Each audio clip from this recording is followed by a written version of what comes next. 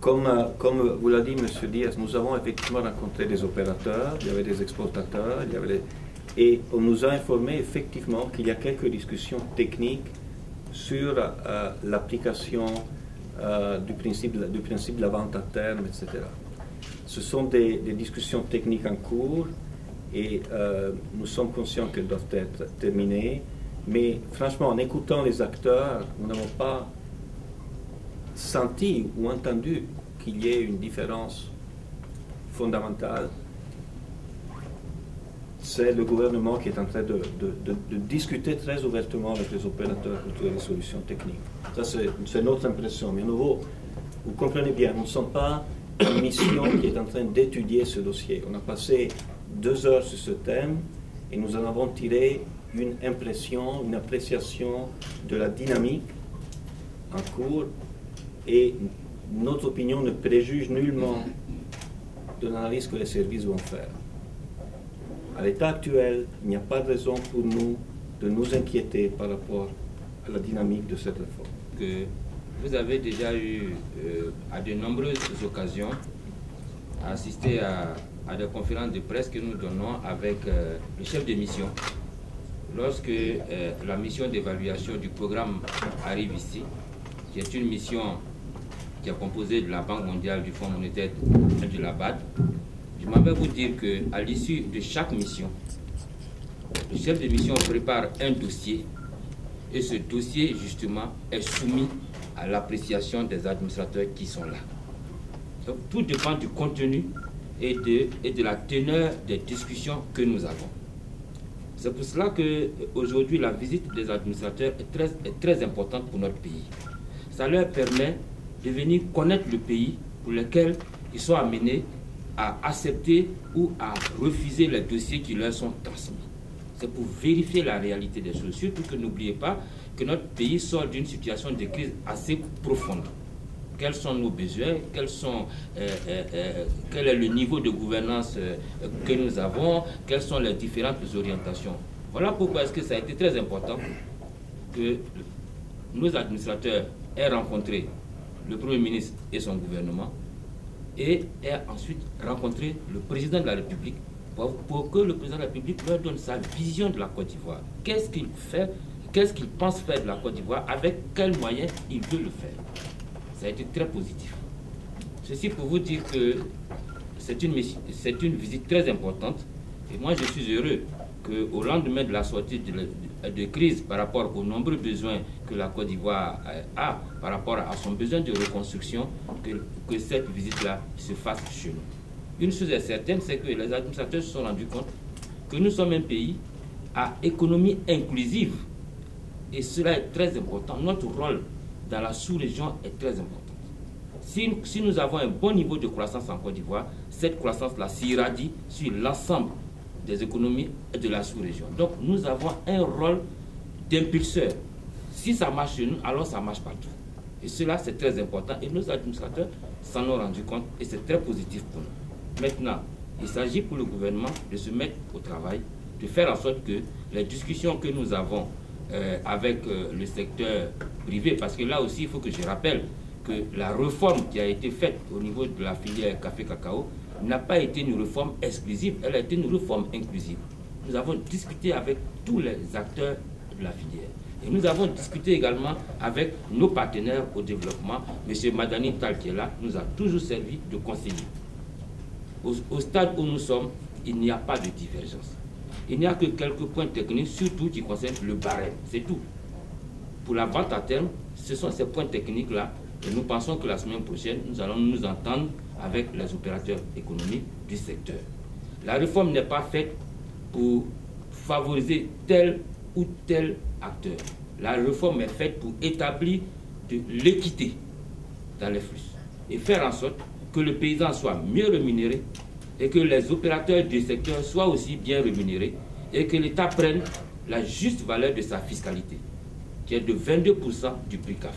Pour répondre à votre question, effectivement, nous avons constitué un fonds qui est un fonds de garantie, puisque désormais nous donnons un prix garanti aux paysans et qu'il s'agit d'une vente à terme. Ce fonds de garantie permet de gérer le risque. permet de gérer le risque.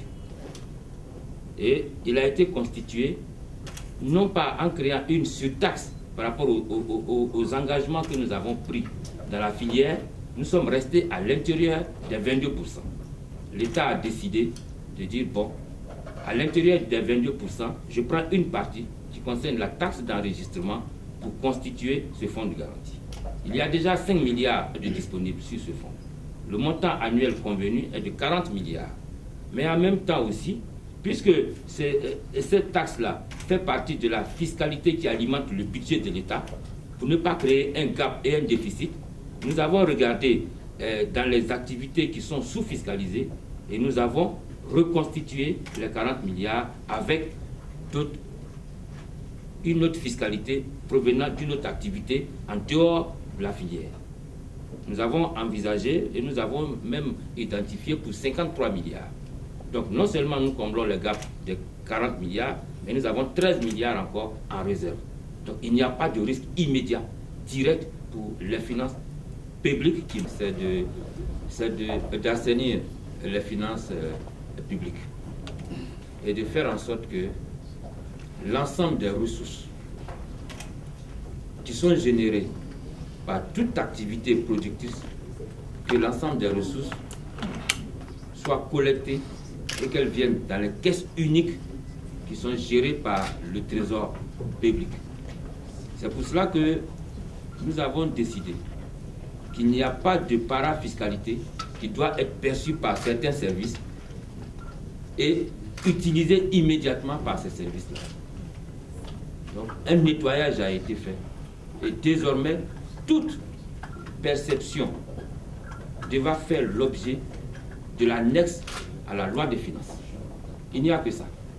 Et que cela soit recouvré par la Direction générale des impôts et que ce soit reversé dans les caisses de la Direction générale du Trésor pour que l'ensemble de ces ressources-là servent à couvrir l'ensemble des dépenses de l'État de façon très équitable et de façon très transparente.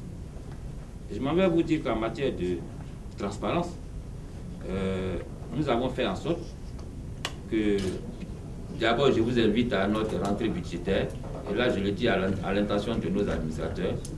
En Côte d'Ivoire, lorsque le budget est adopté, nous faisons une rentrée budgétaire où nous convions le grand public à venir regarder comment le budget a été conçu, quelles sont ses composantes, et nous acceptions que la question nous soit posée. C'est un large débat sur le budget. Et après cela, le budget est mis en ligne sur Internet. Chaque trimestre, nous présentons en Conseil des ministres la situation de l'exécution budgétaire, que nous mettons également en ligne. Nous communiquons également sur la situation des flux physiques et des flux financiers dans le secteur café-cacao. Nous communiquons également sur les flux physiques et les flux financiers du secteur du pétrole, des mines et de l'énergie, que nous communiquons également sur Internet. Nous avons chez nous une autorité de régulation des marchés publics, qui est une autorité indépendante qui juge la passation des marchés. Si un soumissionnaire se plaint, il dépose sa plainte auprès de l'autorité des marchés publics et l'autorité des marchés publics porte le jugement. D'ailleurs, pour preuve, on a un marché actuellement qui a fait l'objet de traitement par l'autorité et qui a décidé que les conditions de passation n'ont pas été respectées. Il annule et il va reprendre l'appel d'offres.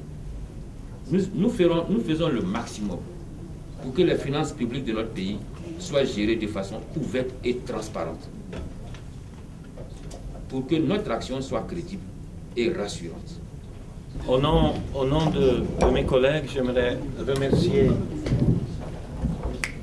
Monsieur le Président, le gouvernement de Côte d'Ivoire pour un accueil très chaleureux, pour un engagement réel avec nous, pour des discussions approfondies, pour nous avoir permis de discuter ouvertement et librement, sans leur présence, avec d'autres acteurs.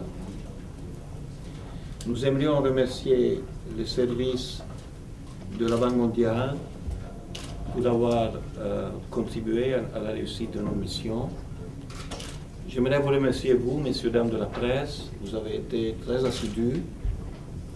Moi, je n'ai jamais été si sollicité que ce jour par la presse. J'ai fait de mon mieux. Je vous remercie beaucoup de votre intérêt. Je crois que ça a été un signe de reconnaissance pour le travail de la banque et c'est comme ça que nous l'interprétons. Et enfin, bon, vous savez, nous représentons les 2 finalistes de demain soir, pas un seul. Donc, pour nous, ce qu'on peut dire, c'est qu'officiellement, que vaincre le meilleur, et puis dans notre cœur, peut-être, il y a quand même une petite préférence maintenant. Merci, merci à vous. Merci, monsieur le porte-parole.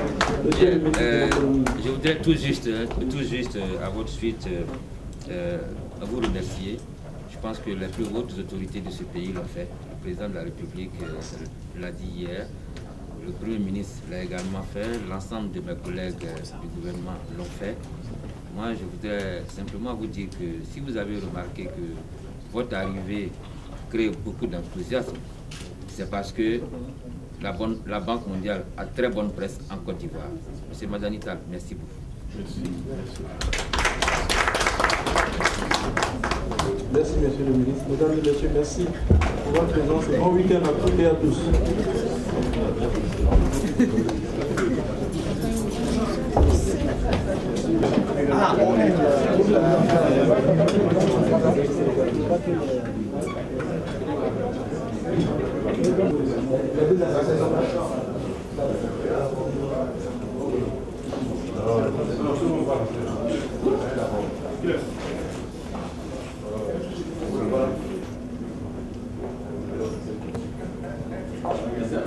Ouais, tout à l'heure.